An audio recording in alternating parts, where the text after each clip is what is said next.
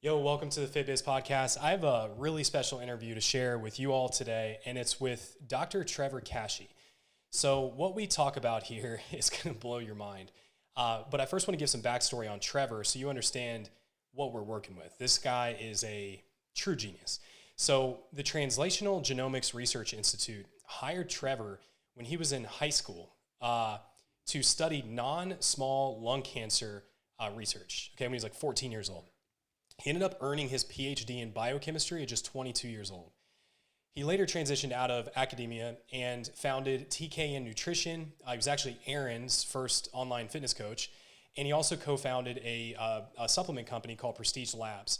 He went on to work for all these different government agencies. He actually worked for Russia in 2016 during the Olympics and helped them win a bunch of medals.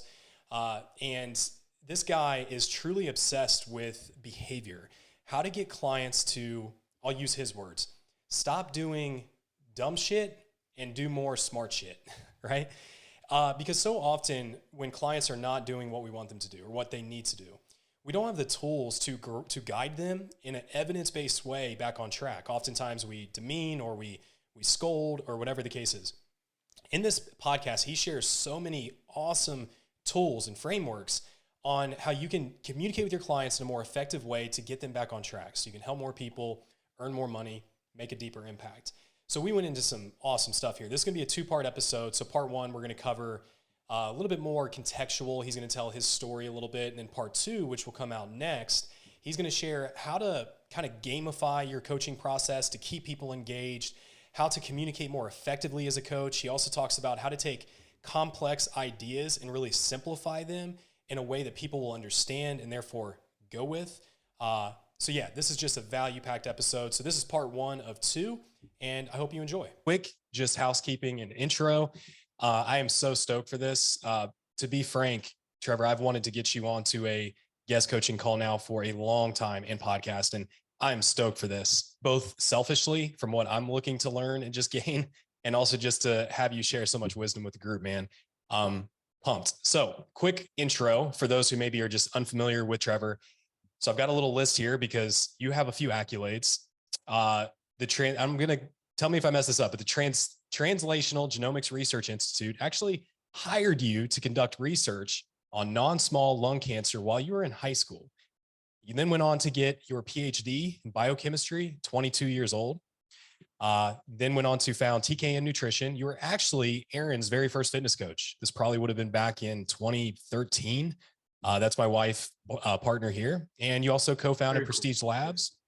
And you've worked with Olympic teams on their performance. You've consulted with governments worldwide. And two things that I really appreciate about you the most is, number one, you really vie to challenge traditional thinking models. You're always trying to challenge the way people think. And guys, you've heard us talk about this a lot. If you can change the way somebody thinks, you really change a life, right? And second, I love how your message really resonates around, we do awesome things in life. We push for higher level goals, things in business, whatever it might be, not because of what we get, but rather who we get to become. And I have a whole host of questions for you. So without further ado, thank you for joining us, Dr. Kashey. Well, thank you. Like I will follow up with the changing how people think. I will tell you my favorite question in the world. My biggest piece of advice I could throw ever, just blow my load right now, okay? My favorite question: how do you know that? And if you ask with genuine childlike curiosity, all sorts of interesting things happen. I hate my life. I can't lose any fat. I'm poor, everything. How do you really know that?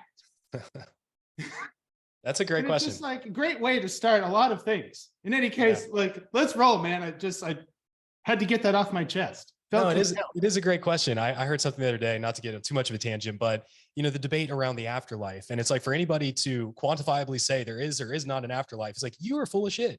How do you know that?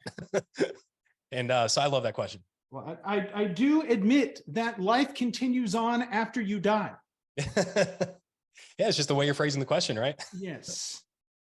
Cool. Well, let's jump in. So Trevor, I've got a whole host of just questions I want to bounce off of you. And guys, we'll hold some space for some Q&A at the end. But I want to start first by prompting a story. So I've been interested in personally hearing this story. You were a star in the science community at a young age. And, the average person, I did a little research on this, earns their PhD at 33. You did it at 22. And I'm curious, like, what kind of opportunities and doors open for you? I know you have a Russia story that I'm very interested in. So what did that do Yeah. for you at such a young age? Okay, excellent question. I lucked out in a lot of ways, some by nature and mostly by, I already feel emotional, thanks. People that cared. And I lucked out at a very young age with some mentors because I had this problem of like, even my father, you ask him, I think my first words, which he says is a joke, but now it has turned into like, it turned into such a strong joke, we just call it the truth. Like my first words sounded something like, "What's that?" Mm. And so I just started out as early as possible, annoying everyone I possibly could. "What's that? What's that?" And finally, my mother, of all people, probably had, single mom, separated, etc., just had a rough day and kind of flipped out on me a little bit. And she said, "Figure it out yourself." And I just like, 9-year-old me, like, okay. And I did. And so that, like, talking about changing your thinking, like, okay, I'll go figure it out myself. So then, going and annoying more people, asking all these questions, I started asking for resources instead of the answer. And eventually it led to me just on accident asking the right person, because I asked so many people, a resource for this, a resource for that. And that person said, "No, I can direct you to this other person." Actually, the first time I got reference to a person as a resource, I got a phone number, email, something, I forget exactly, a college professor of all people, as like a 14-year-old asking this question about, gene expression. I forgot exactly what I asked. And he responded with, "Take my class." Mm. That's fascinating. And so like in high school, I got invited to take a genetics course by a genetics professor. And he cut all the red tape.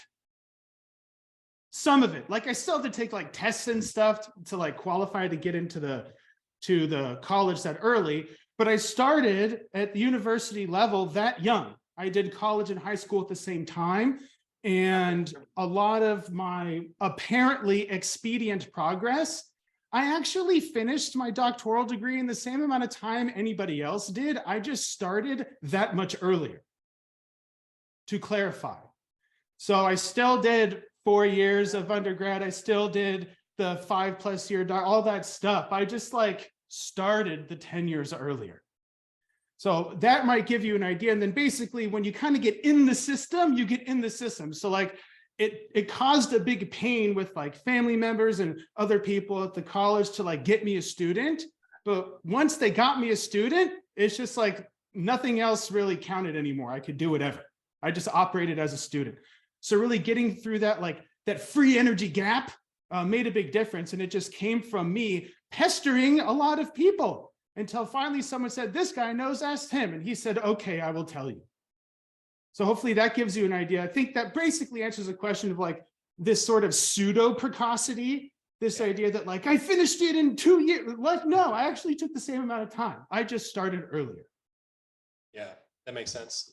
So once you made it through that, Trevor, I'm curious, you had mentioned how as you started your business, it really came as a result of people just asking you for, hey, help, right? And so I'm curious, what kind of doors did that open up and what led you away from academia into nutrition coaching?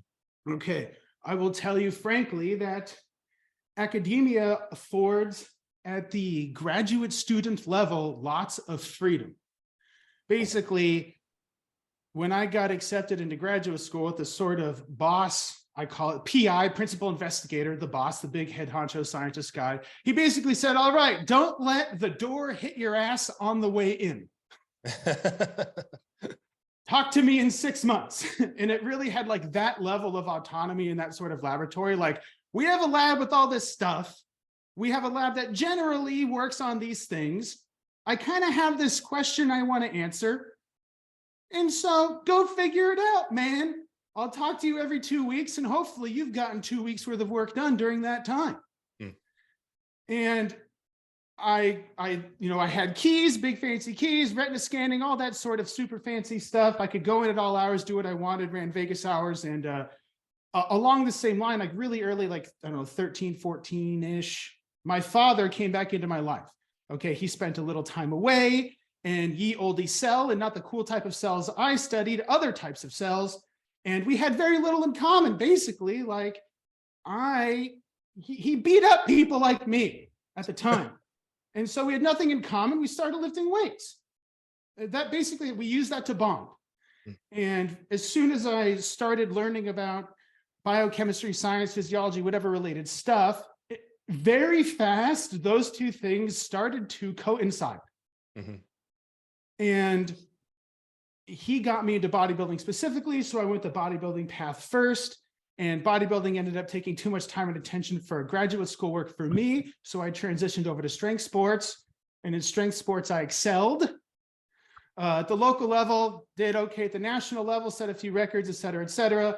And so just by virtue of like kind of existing in that community, relatively small community, like where people know each other in the strength world, they just like, hey, what's up? Welcome to the Record Holders Club sort of thing. Started asking me questions, and I just responded with different face noises than they use to describe things because I just had limited interaction with that community. And they went, whoa, like lifting heavy stuff and weird face noises. Let's be friends. And I said, okay. And so I just, gave away the farm. I told everybody everything, just like I do things this way for this reason. Worked out okay. Try it yourself. And I want to say a couple years down the line, somebody said, can I pay you for this? And I went, you can do that? And like, yeah. And then at that point I said, yeah, okay, how does that work? And he said, give me a PayPal. I said, what's a PayPal? And I started a PayPal account. He sent me some bucks, and like, then, okay, I'm in business. And it kind of operated that way. And this guy got fabulous results. And then he ended up sending referrals. And then it got to a point where like, I actually had limited time to do things. And so I just used the method of charging as a way to kind of block my schedule out. Mm-hmm. It really just ended up as like that. And I also noticed adherence, of course, but really had more to do with my time. Mm-hmm. And in the meantime, like I think a lot of us know about John Meadows, et cetera. I had limited activity on Facebook, but just like a lot of referring going on behind the scenes. I talked with Meadows for a bit. I even like flew out to Vegas to see him. He brought me on the team for a minute, et cetera, et cetera. And then he ended up putting up some of the stuff I wrote. And then that led to basically some circulation of some of the things I did online that somebody in the East ended up finding. And around, 6 months before I graduated, I started getting harassed by people on the other side of the world to do stuff for the 2016 Olympic Games. Mm. So that kind of gives the general gist. Like I learned science stuff, I lift weights, brought them together. People said, whoa, you made weird noises. Can I pay you for that? Sure. Some of the stuff I did circulated online, weird people from Baku, Azerbaijan. I thought I got a joking email like, we want you to be the prisoner of Azkaban. And I went, okay, whatever, man. Because I had a weird sort of time in my life for like, if they kill me, good, because we all have those moments. And I just agreed. And then I got an e-ticket to Florida. And then I went over there like right out of a spy novel, frankly. And I went to a fancy hotel with like high ups in their government. And they said, okay, we leave Baku right now. And I went, no, I have to graduate. And they said, okay, fine, essentially. And by the way, my interview looked like a big stack of blood work in Russian. So that went awkward, but it went okay. And I could see like that guy went on drugs, and they went, okay, you're hired. Really like that level, like very strange. Okay. Like really stuff out of a movie. Like it sounds really like, I could give you more details, but it really just went that level of crazy. Like they literally had a tiny fat guy with a backpack full of money. Like he had one job to pass out money to people who wanted money for things. Like really, this existed. Is it like really? Mafia does that, I guess. And so after so then they booked a ticket for literally the day after I graduated.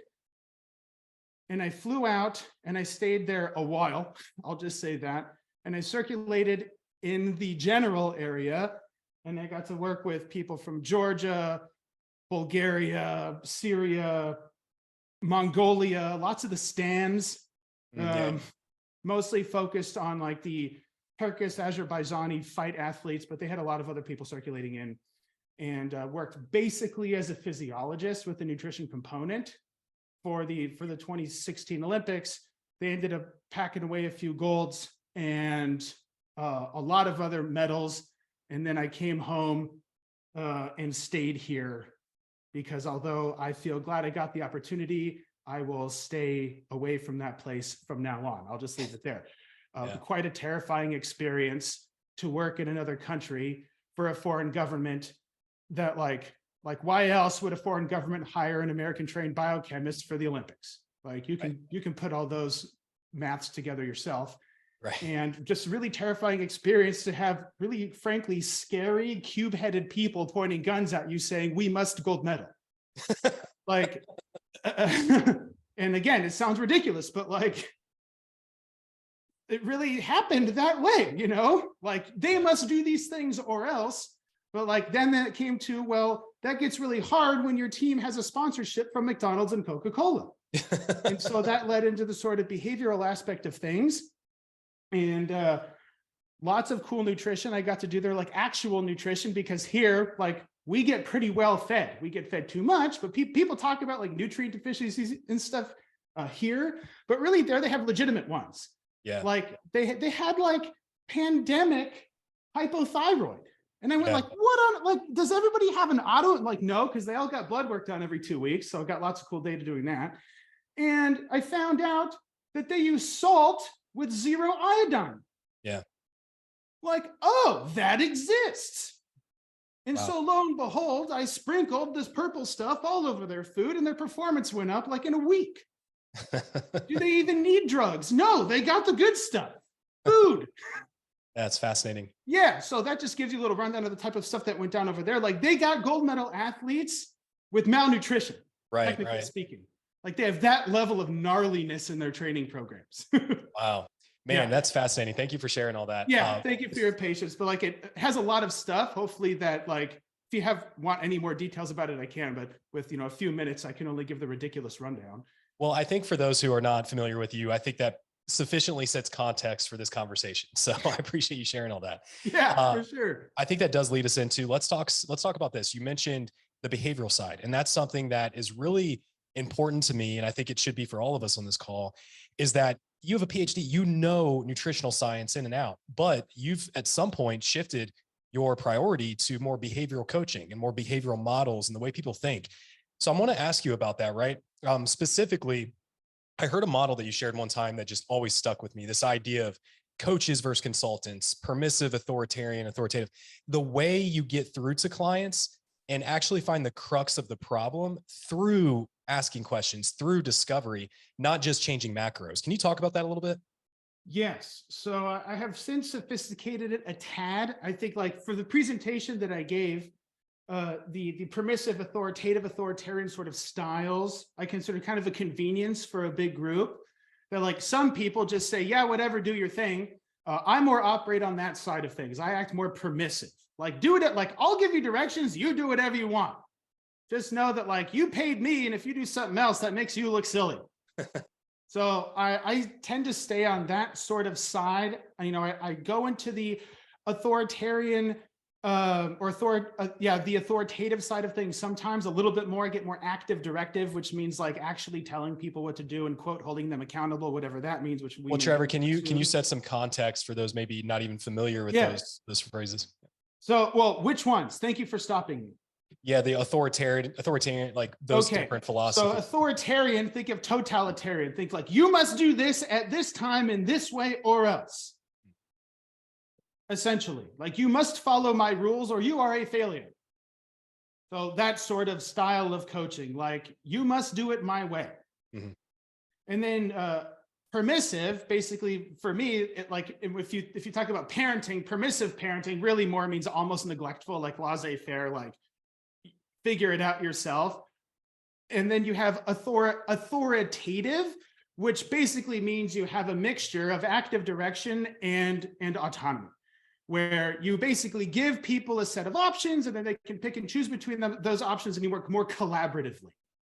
And so you have the two extremes where you have unidirectional coaching.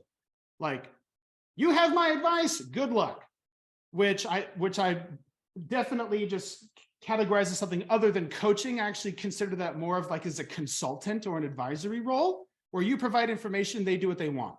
So now I really just consider that as a consultant or an advisor. On the other side, you have follow these directions or else, essentially. And that I actually put more into the programming side of things. So I actually delineate a little bit between coaches and programmers, where a programmer basically sends a set of directions and then basically says, you have to follow this set of directions or you lose. Yeah. Okay. And then the authoritarian side, or the authoritative side, excuse me, now you know why I changed it. Like, I asked the question, like, what problem do you want to solve? Why do you care? What changes if this actually goes the way you want? And that actually opened up a lot of doors for me. And since I worked with so many elite athletes for so long, I actually found out that people with this sort of obsession, this competitive obsession with winning and doing well, especially at the amateur level, which confused me, because amateur level athletes, it costs them. They have a cost. Right. You get nothing for doing well in an amateur sport. You get injured. Yeah. And then the person who coaches you gets credit. So like, if I coach somebody that does very well at the amateur level, sets records or wins a competition or whatever, I benefit from that, not them. They get like bragging rights or whatever, but like I get paid. So really that sort of like, it weirded me out a little bit. And so I actually spent a lot of time like, what do you really want to do? Like, it turned out a lot of people just, they like doing these other things because the rest of their life sucks. And so like, the better they did at that, the more positive reinforcement they got from excelling at this amateur sport, the more they ended up neglecting the other parts of their life. The worse the other parts of their life got, the more they ended up obsessing over the amateur sport. And it created this sort of dynamic I had a problem with. And so really, again, like, what sort of problem do you want to solve? So I actually spent quite a bit of time like trying to convince people away from competitive athletics, because it makes people competitive, like emphasis on the petty part. And that led more into working with the quote general population. And I kind of hate that term, because I have the sort of philosophy that an expert in one field is a layperson in all others. So really, like, because general population in the fitness community kind of gets synonymous with like dumb person. Yeah. And that bugs me because really, like, it just means that you know more about fitness than them, but like you could talk to a rocket scientist and I would still consider them a layperson. Yeah. Unless they knew what you knew about fitness. So to kind of bridge the gap there a little bit, that I started caring more about like, yeah, it felt cool if this person won and I got referrals, etc. But like, you feel miserable, dude. Why do I want to help you figure out how to do these drugs to compete against all these other 500-pound bald guys in some cafeteria of a high school in lawn chairs? You laugh, but you know, amateur sports operate that way. Yep. And I just, quite frankly, ended up finding it embarrassing. Like, you, strictly speaking, break the law, you leave your family, injure yourself, take time off work to look like the scariest guy in the ice cream parlor. Like, we got to figure something else out, man. Yeah. And so a lot of my energy started then like, okay, what makes a good life for you or for anyone? And then it raises the question of, okay, say we do figure out what makes a good life. Yeah, right. Socrates failed, so good luck anybody else. But really, what ends up making life better? And of the things that make life better, how can we create strategies around those things for that particular person? Because we all like different stuff. I take a pretty simplistic approach. We have things we like to do. And that sometimes turns into things we feel like we have to do. And that makes life miserable. And so I like to call that out. And it just started with like the high-ranking amateur athlete population. Yeah. And then the rest kind of turned into history there. We're like, well, these sorts of issues, the behavioral issues turn out the same, because really, although this person would count every grain of rice they ate, did they have any idea how much money they had in their bank account? Did they remember their child's birthday? Do they stop at red lights? Maybe not. So how does that really differ on a fundamental level between like, I ate too much yesterday? Yeah. Not really, man. Not really. And so when I started looking at this in the context of behavior in general, rather than like, did you get the right number of micrograms of cobalt today? It ended up making my life a lot more interesting, because now everybody's situation looks interesting.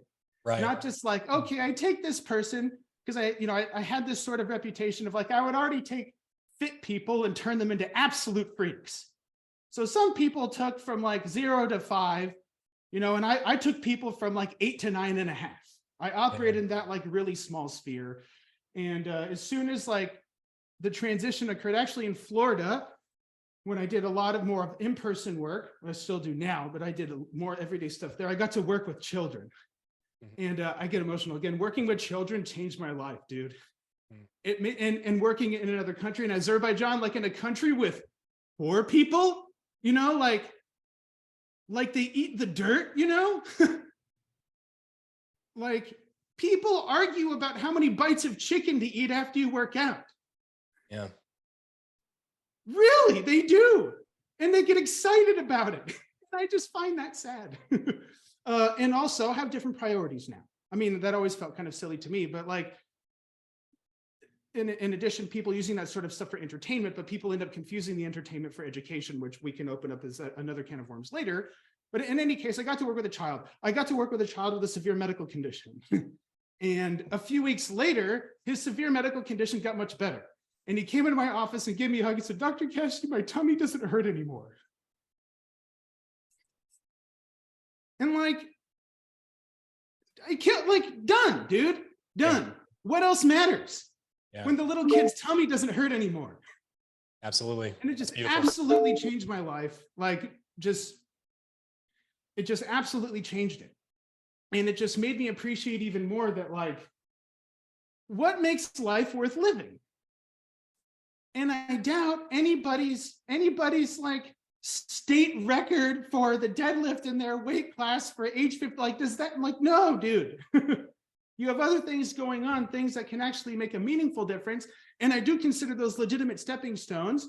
If you find yourself a subscriber to Al Bandura's self-efficacy, in other words, like if you have some evidence you can do this, then you also get some evidence you can do this stuff too. Sure. And so from that respect, I definitely appreciate that, those sorts of sort of accomplishments as a way to say like, hey, look, you can do something. You know what that means?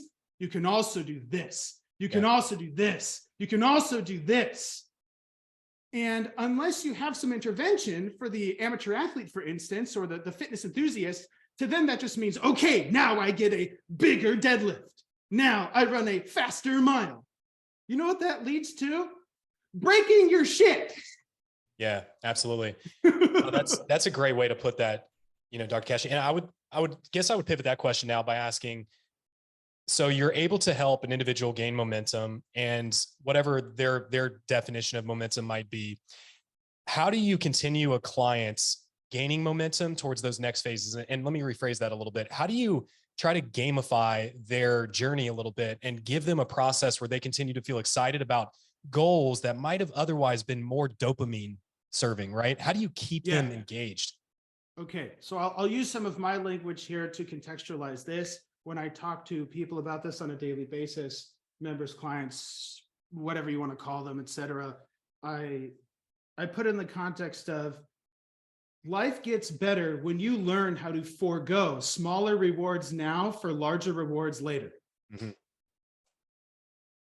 And so these other things that you look at, that you prioritize right now, we ask the question. I do a 5 minutes, 5 years analysis, I call it. I say, let's look at this thing. Let's say you get it. What happens in 5 minutes? Let's say you keep doing it. What happens in 5 years? Does it feel good in 5 minutes? Does it feel bad in 5 years? Okay. That gives us information. Does it feel bad in 5 minutes and good in 5 years? That gives you good information. Does it feel bad in 5 minutes and bad in 5 years? That gives us good information. Does it feel good in 5 minutes and good in 5 years? We have some information. And so, you can make it as sophisticated as you want, but that gives you the general concept of how I might help a person sort of prioritize the things that they claim they want. Okay. Because again, I care about them, right? How many people care about their levels of isocitrate lyase? Nobody. So like people want to learn about the biochemistry of weight loss, whatever that means. I have a 600-page book on vitamin D. You want to know how nutrition works? No, you want to feel better. I can show you how vitamin D works and you will hate your life. If you wanted to know how vitamin D works, you'd have figured it out a long time ago, gotten the book, and then immediately burned it. So again, the 5 minutes and 5 years analysis ends up working as a fantastic sort of clue of, okay, how do I prioritize things right now? And when you write out all of these priorities and arrange them in that way, to your point of gamification, where we look for immediate sources of positive reinforcement, where I define reinforcement as, well, the result will make me want to do it again. If we have anything that falls into the category of feels good in 5 minutes and feels good in 5 years, you prioritize those things first. I see benefits now and I see benefits later. And you use those things long enough to start finding other stuff. And then you do those at the same time of stuff that might feel crappy now, but will work out later. And that helps bridge the gap. I'll give you an example of something like that to bring a little bit more clarity to this. I like to use skill building as an example, okay? Particularly working with a coach, that if you want to learn something new, at first, you suck at it. And you avoid stuff you suck at, okay? Now, if you hire a qualified professional, a great coach, whatever term you want to use, they'll say, yeah, you suck. You did this part good though. So let's do that again. You get some positive reinforcement from an external source that carries you from the part that sucks. You try to cook a crappy dish. Well, you measured this, right? You kept the temperature correct here. So that means we keep these steady. And then we add a little more complicatedness at this step. And so by having an external source of positive reinforcement during that skill building gap, you can, some people might call it encouragement, but really you help give them that dopamine boost, whatever term you want to use, until they get good enough results to say, I did it. And at that point, the activity, the behavior, the skill in and of itself turns rewarding. And at that point, they can self-perpetuate the behavior. So most things when we start, they suck. Okay?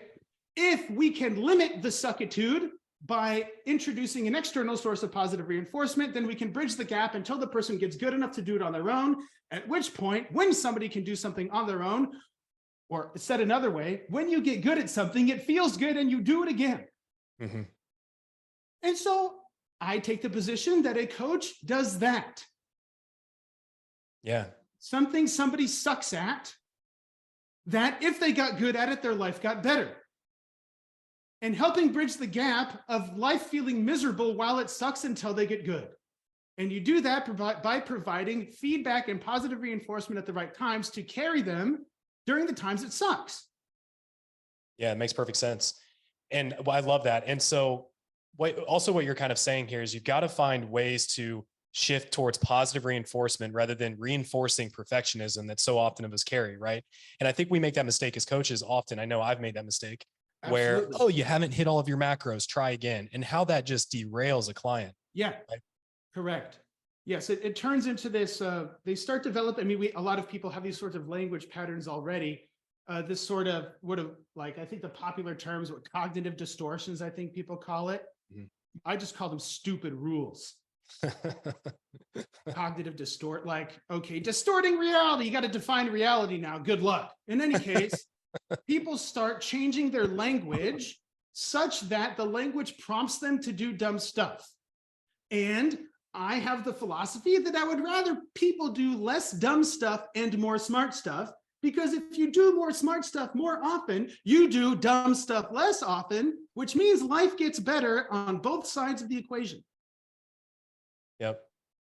And the sort of language patterns that come from that sort of coaching instruction comes from, you must do this, you have to do that, you should do these things, you need that. Do they need it? They would have died otherwise. They made it this far. What do they actually need? And so kind of pulling, like getting irreverent or sort of comically literal with the way people speak helps sort of contextualize, like, this feels horrible, terrible, awful. Well, if this feels terrible, what about that village that just got washed away by a tidal wave? Seriously, what about this miscarry? If you like did a terrible at your food because you ate an extra 50 carbohydrates, then what does that make those things? Or do you say that they mean the same? That you eating a little bit extra food means the same thing as all these people dying from an earthquake? I might have a bigger problem if that's the case. Well, when we use the same language, respondent conditioning does the talking for us. Yeah. And that happens. I mean, the science happens whether you want it to or not. Yeah. Yeah, that's powerful. If you ring a bell and present food to the dog, eventually the bell causes the dog to drool. Yeah. If somebody says this is terrible over and over, to natural disasters, to death, to all sorts of gnarly things happening, and then says, I had a terrible day, what do you think happens to your physiology, man? Yeah, that's huge. It's basic respondent conditioning. Yeah. Well, and at the same time, the equal opposite occurs. Maybe that means you stop caring about the actually terrible stuff.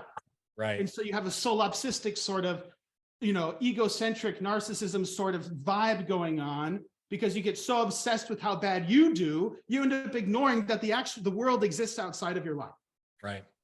Right. And so in either of those cases, ripe for coaching. In this case, the skill, I call it the skill of stating the facts. So some people, like, again, the weird cognitive people call it, reframing or whatever, cognitive restructuring, just all these stupid words. Like, just state the facts, man. What actually happened? Person, places, things, animals, times, like what you learned in kindergarten as nouns. Use those, kick opinions out, put observables in, and observables allow you to inform smarter decisions. And smarter decisions mean you do more smart stuff and less dumb stuff, but then we end up back at the beginning. So a lot of the coaching now, skills, I also consider language a very important skill, because we talk to ourselves and then we do things we tell ourselves to do. And if we tell ourselves to do dumb stuff, then we do dumb stuff. So it goes back to, well, let's tell ourselves the smart stuff instead. And that just basically means, like, do you judge? Do you have intentions or opinions? Or do you state facts? Do you have actual information to base your decision off of? And if so, great, we can create a strategy, or deciding what to do ahead of time. Or we can take the skill path and go, okay, let's forget all this food and nutrition stuff. Let's just try and figure out all this demanding that you do, should, must, have to, all this drama. This is horrible, terrible, awful. It never works. Absolutely fails every time. This downing. I'm an idiot. This is an a-hole. Dr. Kashey, everything. You're an idiot. You suck. Right? Or then it goes to despairing. This is never going to work. I failed. Why bother? Right? These language patterns, like, just conveniently lead one to the other. And I've seen it so much, I could categorize it into 4 ways.